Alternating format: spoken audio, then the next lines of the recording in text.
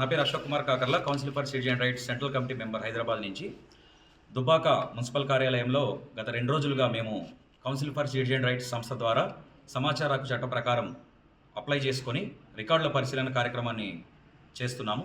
అందులో భాగంగా ఇది 2వ రోజు మేము పూర్తిగా పరిశీలించిన విషయం ఏంటంటే, పురపాలక సంఘ కార్యాలయంలో ఉన్నటువంటి సిబ్బంది అందరూ కూడా కమిషనర్ దగ్గర నుంచి చిన్న స్థాయి ఉద్యోగం వరకు ఉన్నటువంటి వాళ్ళందరూ కూడా కొత్తగా విధుల్లో జాయిన్ అయినట్టు మేము గమనించడం జరిగింది.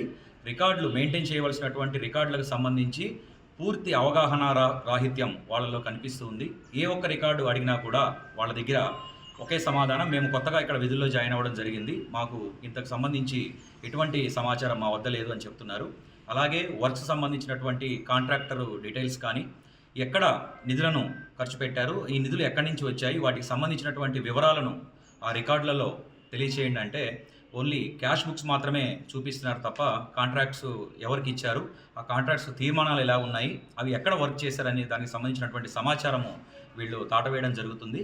అలాగే ఇక్కడ రికార్డులు పరిశీలించినట్లయితే రికార్డులన్నీ కూడా పూర్తిగా నూతనంగా తయారు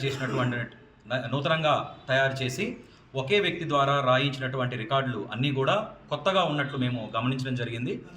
గత 5 సంవత్సరాల నుంచి కూడా రికార్డులను పరిశీలిస్తుంటే రికార్డులన్నీ కూడా అస్తవ్యస్తంగా ఉన్నాయి. ఎటువంటి అందులో రికార్డులను మెయింటైన్ చేయడంలో కూడా పూర్తి లోపము మేము కనుక్కోవడం జరిగింది. ఈ 2 రోజుల్లో ఈ మున్సిపల్ కార్యాలయంలో మేము నిర్వహించినటువంటి తనిఖీలకు సంబంధించినటువంటి పూర్తి నిధులపైన అవగాహన, దుర్వినియోగానికి సంబంధించినటువంటి పూర్తి ఫైనల్ రిపోర్ట్లను కూడా మేము రాబో 2 రోజుల్లో తయారు చేసి ఆ రిపోర్ట్లను పై అధికారులు అంటే కలెక్టర్ కార్యాలయము, అలాగే గవర్నర్ గారికి, ముఖ్యమంత్రి రేవంత్ రెడ్డి గారికి, పంచాయతీరాజ్ శాఖ అధికారులకు కూడా మేము అందజేయబోతున్నట్టు మీ మీడియా మిత్రుల ద్వారా మేము తెలియజేస్తున్నాము. పూర్తి రిపోర్ట్లను అందజేసిన తర్వాత దానికి సంబంధించినటువంటి వివరాలను కూడా మీ మీడియా ద్వారా సంబంధిత ప్రజలకు తెలియజేయడానికి మేము ఇంకొకసారి మీ ముందుకు వస్తామని తెలియజేస్తూ ధన్యవాదాలు తెలియజేస్తున్నాము.